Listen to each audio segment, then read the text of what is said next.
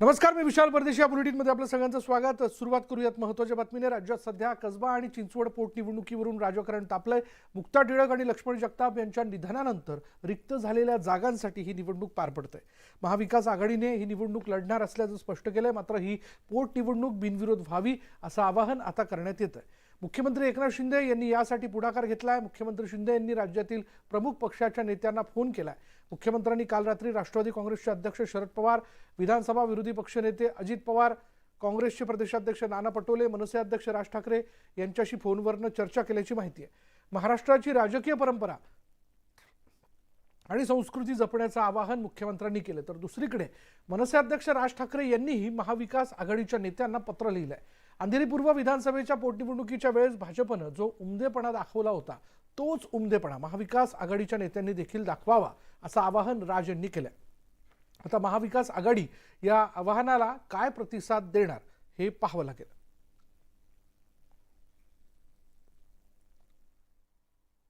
आपल्या या महाराष्ट्राची एक संस्कृती आणि परंपरा आहे. ज्या ठिकाणी आमदार सदस्याचं रूपात निधन होतं त्या पोटनिवडणुकीमध्ये सर्वसाधारणपणे आपण उमेदवार उभे करत नाही. ती निवडणूक बिनविरोध अशा प्रकारची परंपरा आहे. मुंबईमध्ये अंधेरीमध्ये निवडणूक झाली त्यावेळेस देखील राज ठाकरे साहेब आणि शरद पवार साहेबांनी जे आवाहन केलं होतं त्याला प्रतिसाद भारतीय जनता पक्ष आणि आमच्या शिवसेनेनं दिलं होतं आणि त्यावेळेस देखील ती निवडणूक बिनविरोध झाली होती आणि हीच परंपरा सगळ्यांनी जपावी म्हणून मी त्यांना विनंती केली. कसबा चिंचवड निवडणूक बिनविरोध व्हावी यासाठी मुख्यमंत्र्यांनी ठाकरे पक्ष वगळता सर्वच प्रमुख विरोधी पक्ष नेत्यांशी चर्चा केली. मात्र त्यांनी अद्याप मातोश्रीवर संपर्क साधलेला नाही. यावरून शिंदे सरकारमधील मंत्री दीपक केसरकर यांनी सूचक विधान केलंय. पोटनिवडणूक बिनविरोध करण्यासाठी उद्धव ठाकरेंना मुख्यमंत्र्यांचा फोन यावा अशी अपेक्षा असेल तर मुख्यमंत्री शिंदे नक्की फोन करतील असं वक्तव्य दीपक केसरकरांनी केलंय. तसंच शरद पवार जे सांगतात ते उद्धव ठाकरे ऐकतात, त्यामुळे उद्धव ठाकरे चांगला निर्णय घेतील असंही मत केसरकरांनी व्यक्त केलंय.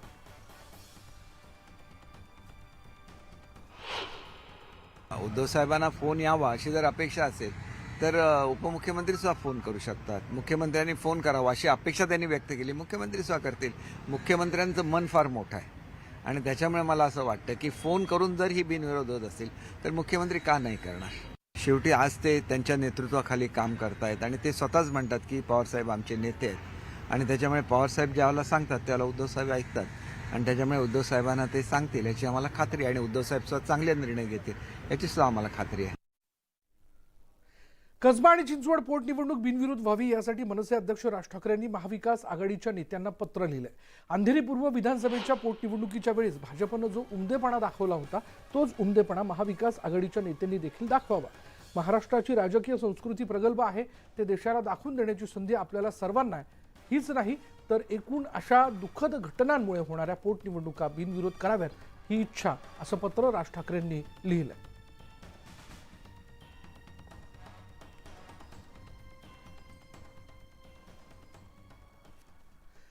कसबा चिंचवड पोटनिवडणुकीवर राज्यात सध्या चांगलंच राजकीय वातावरण तापलंय. एकीकडे निवडणूक बिनविरोध व्हावी यासाठी सरकार प्रयत्न करत असताना दुसरीकडे महाविकास आघाडी निवडणूक लढण्यावरती ठाम आहे. विधान परिषद निकालांमुळे सरकारला वेगळे निकाल लागण्याची भीती वाटते आणि त्यामुळे त्यांना या निवडणुका नको असल्याचा टोला संजय राऊतांनी लगावलाय. तसंच चिंचवडसाठी शिवसेना अजूनही इच्छुक असल्याचं त्यांनी पुन्हा एकदा स्पष्ट केलंय.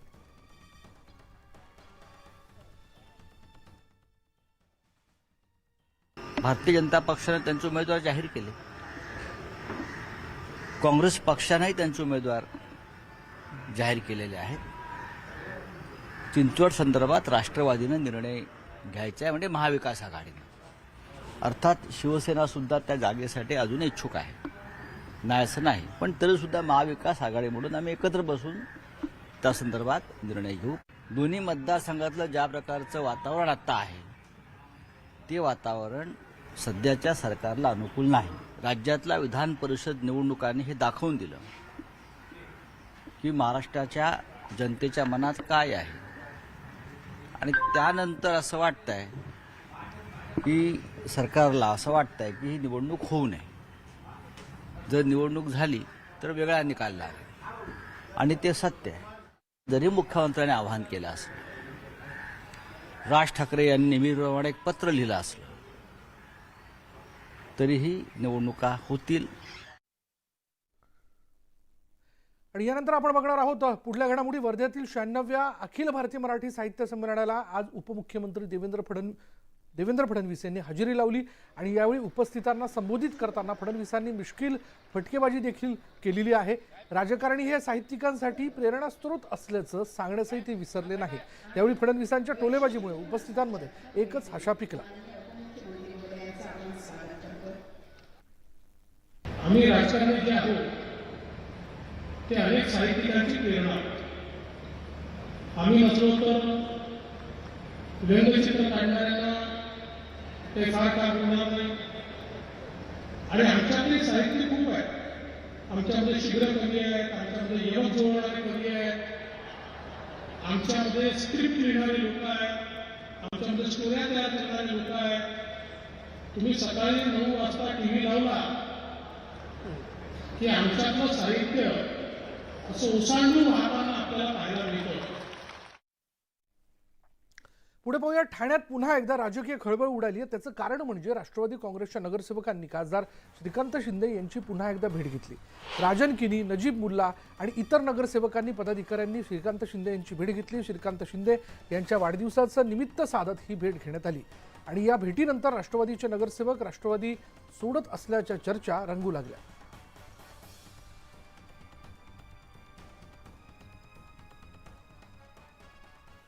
दरम्यान या भेटीनंतर नरेश मस्किनने एक सूचक वक्तव्य केलंय. तेरे मेरे सपने अब एक रंग के है, जहां भी ले जाए राहे हम संग है, असं त्यांनी म्हटलंय.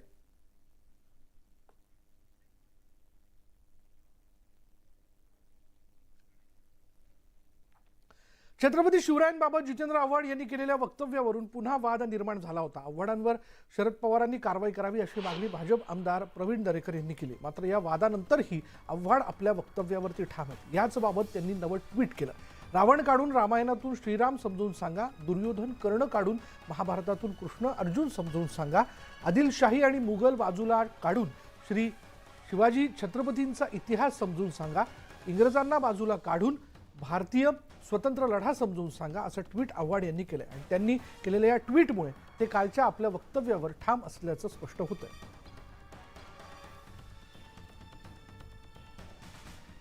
एमपीएससीचे विद्यार्थी आहेत का कोणी? अभ्यासक्रमातनं महाराष्ट्राचा इतिहास विषयच गायब करून टाकला. मला एक दिवशी तावडे विधानसभेत म्हणाले, जाहीर करून टाकलं की आम्ही मोगलांचा इतिहास पुस्तकातनं काढणार. म्हटलं मग शिवाजी महाराज काय गोट्या खेळले दाखवणार? अरे समोर औरंगजेब ठेवलाय म्हणून शिवाजी महाराज आहेत ना, अफजल खान आहे म्हणून शिवाजी महाराज आहेत ना, शाहिस्ते खान आहेत म्हणून शिवाजी महाराज आहेत ना, आणि त्याच्यातनं ते राज्य कारभार कसा चालवतात हे जगासमोर उदाहरण आहे ना.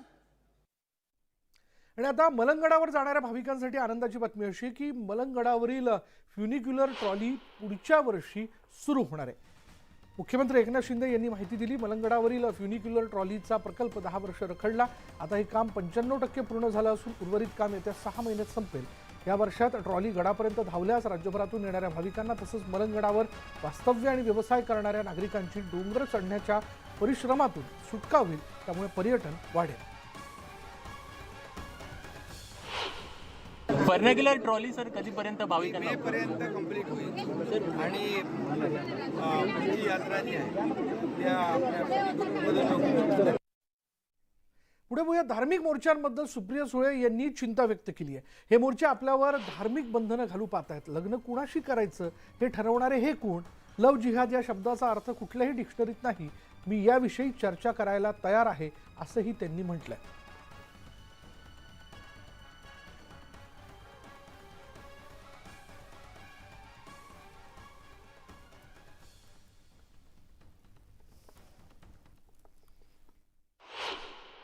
महाराष्ट्रात एक नवीन पद्धत निघाली आहे मोर्चांची, आणि ते मोर्चे असं तुम्हाला सांगतात की तुम्ही लग्न कोणाशी करायचं, तुम्ही काय खायचं, आणि धर्माबद्दलची जी माहिती आहे ती ते तुमच्यापर्यंत पोचवतात. असा एक प्रयत्न ते करत आहेत.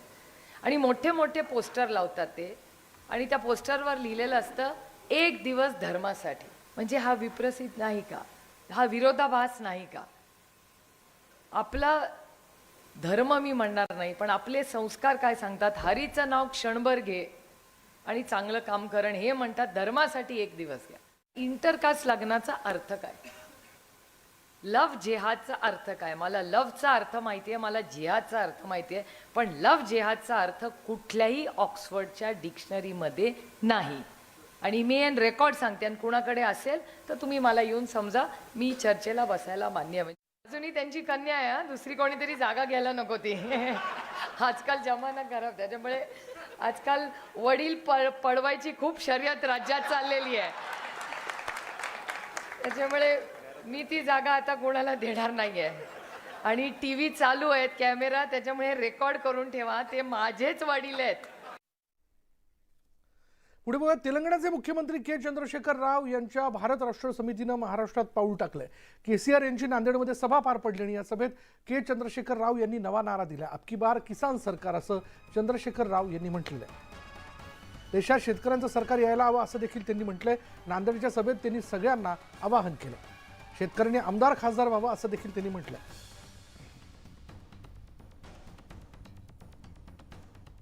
बीआरएस का सबसे पहले नारा हिंदुस्तान में पहली बार किसी पार्टी ने कहा है, वो बीआरएस पार्टी है, अब की बार किसान सरकार.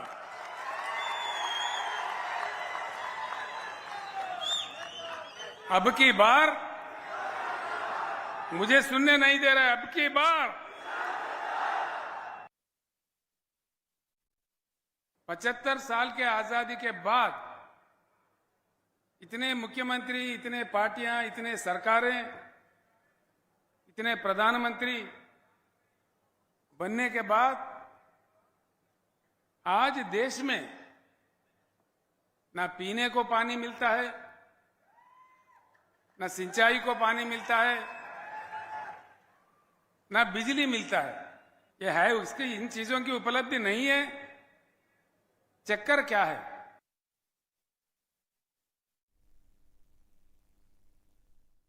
किसानों को आज सिर्फ हल चलाना नहीं, कलम चलाना, कानून बनाना भी सीखना चाहिए. बोलने से फायदा नहीं है भाइयों, खाली बोलना नहीं है, नारा लगाना नहीं है. खुद बन जाओ आमदार, खुद बन जाओ खासदार,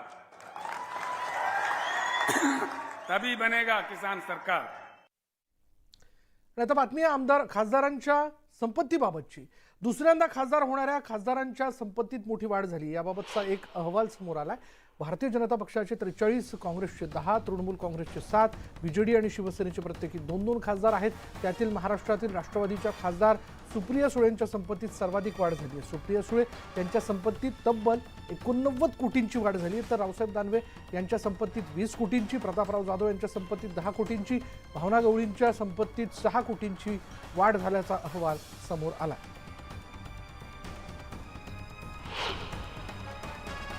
जाणून घेऊयात, सुप्रिया सुळे यांच्या संपत्तीत 89 कोटींची वाढ झाली, रावसाहेब दानवेंच्या संपत्तीत 20 कोटींची वाढ, प्रतापराव जाधव यांच्या संपत्तीत 10 कोटींची वाढ झाली, तर भावना गवळींच्या संपत्तीत 6 कोटींची वाढ झाल्याचं या अहवालात नमूद करण्यात आलंय.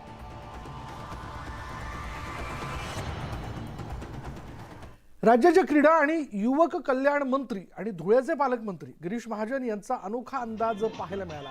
धुळे जिल्हा पोलीस दलातर्फे धुळे मॅरेथॉन स्पर्धेचं आयोजन करण्यात आलं होतं. गिरीश महाजन यांनी या मॅरेथॉन स्पर्धेला हिरवा झेंडा दाखवला आणि यावेळी स्पर्धकांचा उत्साह वाढवण्यासाठी त्यांनी गाण्यावर ठेका धरत नृत्य सादर केलं.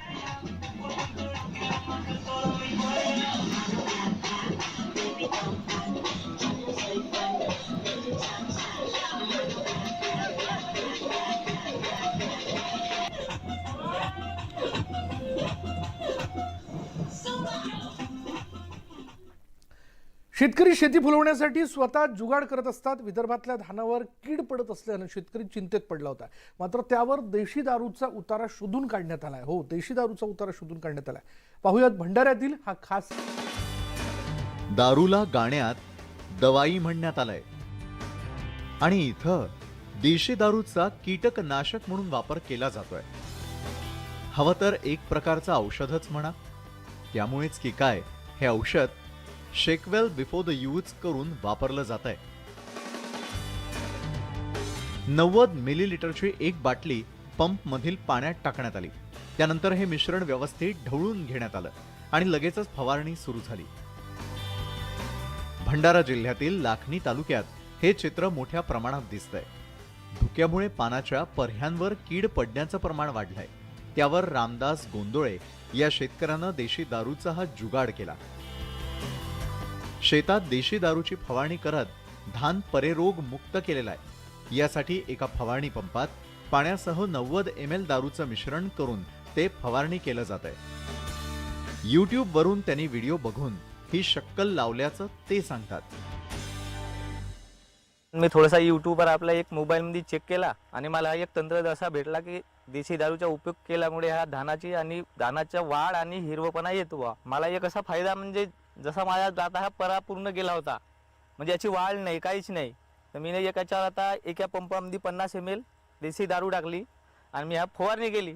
त्या फवारणीमुळे मला आता हा माझ्या पर्याची वाढ आणि हा हिरवपणा माझ्या पर्यात आता दिसून राहिला आहे.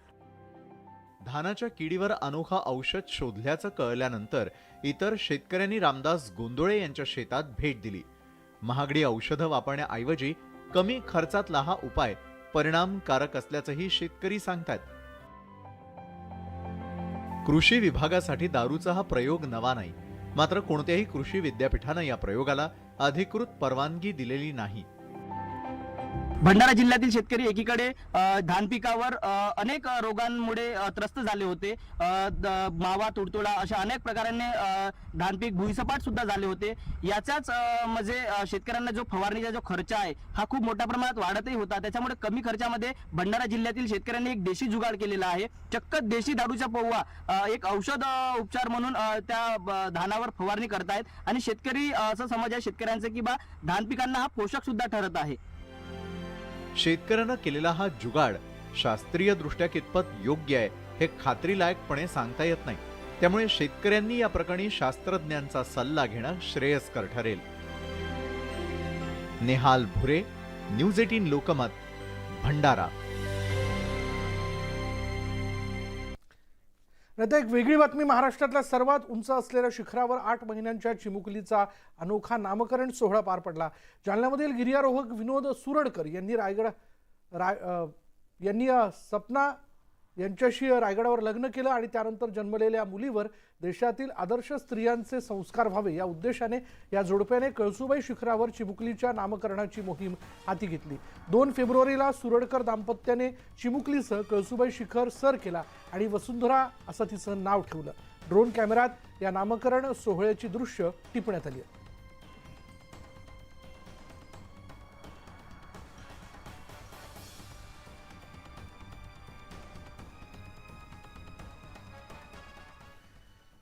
जगभरातील तरुणाईला उत्कंठा लागलेला व्हॅलेंटाईन डे आठवड्यावरती येऊन ठेपला आहे. या दिवशी प्रेमभावना व्यक्त करण्यासाठी गुलाबाच्या फुलांना मोठ्या प्रमाणात मागणी असते आणि ही फुलं पुरवण्यासाठी मावळात इंद्रायणी भाताच्या आगारातील गुलाब फुल उत्पादक शेतकऱ्यांची मोठी लगबग सुरू झाली आहे. मावळमधील गुलाबांना विदेशात मोठी मागणी आहे आणि यावर्षी व्हॅलेंटाईन डेला तालुक्यातून 10 लाख फुलांची निर्यात होणार आहे. व्हॅलेंटाईन डेला मावळमधील डच फ्लॉवर प्रजातीच्या लाल रंगाच्या टॉप सिक्रेट बोर्डेस्क फुलांना अधिक मागणी असते.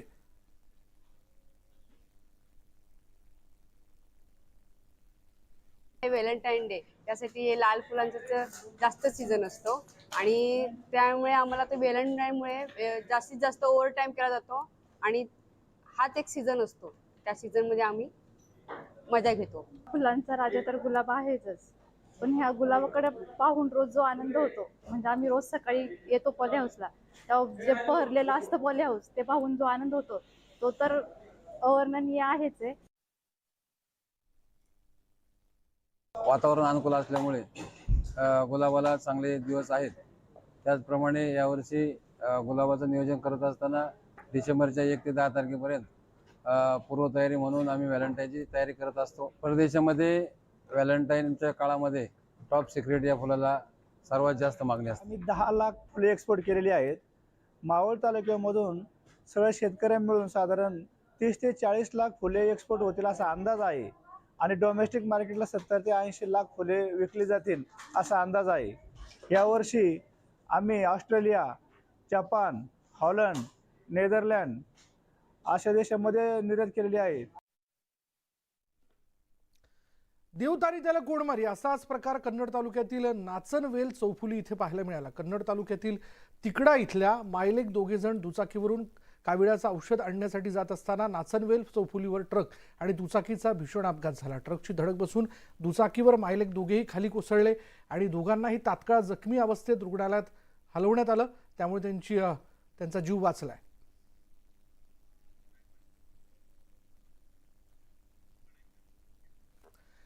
पुढे पाहूयात. सिरियल सुसाईडमुळे कोल्हापूर जिल्ह्यात खळबळ उडाली आहे. वाकरे गावात 1.5 महिन्यात 4 युवकांनी आत्महत्या केल्यानं गावात भीतीचं वातावरण पसरलंय. मोबाईल आणि अंधश्रद्धेच्या अँगलनं या प्रकरणाचं गूढ वाढत चाललंय. पाहूयात याविषयीचा हा रिपोर्ट. एक गाव 4 आत्महत्या. 1.5 महिन्यात 4 घटना. आत्महत्या आणि मोबाईलचा संबंध. तपास लागेना, गूढ उकलेना. गावात लागलेले हे श्रद्धांजलीचे बॅनर्स पाहून गावकऱ्यांच्या काळजाचा थरकाप उडतोय. कारण 22 ते 27 या वयोगटातील गावातल्या 4 युवकांनी 1.5 महिन्यात आत्महत्या केली आहे. परिणामी गावात भीती पसरली आहे. भीतीमुळे गावातल्या रस्त्यांवरील वर्दळही कमी झाली आहे. 1.5 महिन्यात 3घांनी विष प्राशन केलं तर एकानं गळफास घेतला. 9 डिसेंबर 2022 रोजी युवराज पोवारनं आत्महत्या केली. 4च दिवसांनी म्हणजे 13 डिसेंबर 2022 रोजी शुभम पोवारनं आत्महत्या केली. 17 जानेवारी 2023 रोजी नितीन मोरेनं जीवन प्रवास थांबवला. तर 31 जानेवारी 2023 रोजी विशाल कांबळेनं आत्महत्या केली. आत्महत्यांचं कारण अजून स्पष्ट होऊ शकलेलं नाही. मात्र या 4ही आत्महत्यांमध्ये एक समान धागा पाहायला मिळतोय आणि तो म्हणजे या 4घांनीही आत्महत्येच्या आधी मोबाईल फॉर्मॅट केले होते. मोबाईलचा विषय केला तर ते कसं आहे, आत्महत्या करताना मोबाईलचं ते फॉर्मॅट करूनच आत्महत्या करायला लागले. त्यामुळे त्या गोष्टी काही समजणं झालेल्या आहेत. असा विषय झालेला आहे. अजूनपर्यंत एवढ्या आत्महत्या झालेल्या आहेत त्याचं काही कारण अजून कोणालाही समजलेलं नाही आहे. आत्महत्या केलेली जी 4 जण जे आहेत ते असं म्हणजे मित्रांच्या मध्ये मिळून मिसळून होती, पण असं कोणाला रॅश बोलणं किंवा वाईट बोलणं अशी 4 पण नव्हती. कारण आदल्या दिवशी तर मित्रांच्या सोबत तिने जेवण केलेलं आहे, दंगा केलेला आहे, मस्ती केलेला आहे, पण आत्महत्या करतील असं कोणालाही वाटलं नव्हतं. पोलिसांनी 4ही आत्महत्यांचा तपास सुरू केलाय. भीती कमी व्हावी यासाठी गावकऱ्यांचं पोलिसांकडून प्रबोधन सुरू करण्यात आलंय. सदर गावामध्ये तात्काळ व्हिजिट करून त्या ठिकाणी कोपरा सभा घेऊन पवारवाडी आणि वाखरीवाडी या ठिकाणी लोकांचं प्रबोधन केलेलं आहे. तसेच या आत्महत्येच्या अनुषंगाने कुठला अफवा वगैरे आहे का किंवा याच्या मागे दुसरं काय आहे का या अनुषंगाने गावकऱ्याशी चर्चा केली असता यामध्ये अफवा किंवा अशा प्रकारचं कुठल्याही प्रकारचं अंधश्रद्धा वगैरे आहे असं काही आढळून आलेलं नाही. नोकरी, प्रेमभंग यातून नैराश्य आल्यानं काही युवक आत्महत्येचा चुकीचा मार्ग निवडतात. त्यामुळे पालकांनीही मुलांशी सुसंवाद साधणं गरजेचं आहे. तसंच तरुणांनीही समुपदेशन करून घेण्याचा सल्ला देण्यात आलाय. तुम्ही तुमच्या जे कोणी जवळचे व्यक्ती असतात त्यांच्याशी शेअर करा तुमचे प्रॉब्लेम्स, जे काय तुम्हाला वाटतायत ते. ठीक आहे. आणि नाही तुम्हाला म्हणजे घरच्यांशी किंवा कोणाशी बोलता येत आहे तर असतात काउन्सिलर्सच पण असतात. त्यासाठी खूप चांगली टीम असते की जे तुमची काउन्सिलिंग करू शकतात आणि त्यावर तुमचं एक सोल्युशन तुम्हाला भेटेल. पण आत्महत्या हे सोल्युशन नाही आहे त्यावरचं. पोलिसांच्या तपासात नेमकं काय सत्य समोर येतं याकडे गावकऱ्यांचं लक्ष लागलंय. मोबाईल आणि आत्महत्यांचा काही संबंध आहे का हा तपासातला मुख्य भाग असल्याचंही स्पष्ट झालंय. ज्ञानेश्वर साळोखे, न्यूज 18 लोकमत, कोल्हापूर.